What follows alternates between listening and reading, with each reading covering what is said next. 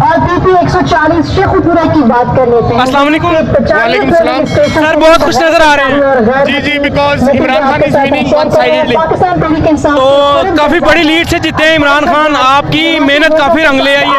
Yes, actually this is the message that justice will prevail in the end. So this is the message to whole Pakistan and the forces who's against Imran Khan. So he is winning today in Lahore one-sidedly. हम आपसे share कर रहे हैं। तो sir आप और क्या कहना चाहेंगे, नेक्स्ट टाइम की स्ट्रेटजी क्या होनी चाहिए? अभी तो बहुत मेहनत की है, आगे ये लूज ना पड़ जाए। राइट, स्ट्रेटजी यही है कि इंशाल्लाह पीटीआई विल परफॉर्म वेल, तो पीपल इससे नेक्स्ट टाइम लोग इससे ज्यादा वोट देंगे उन्हें। जनरल इलेक्शंस में 2/3 मेजोरिटी से जीतेंगे Imran Khan. Thank you sir. Imran Khan जिंदाबाद। Thank you. 17,633 वोटों के साथ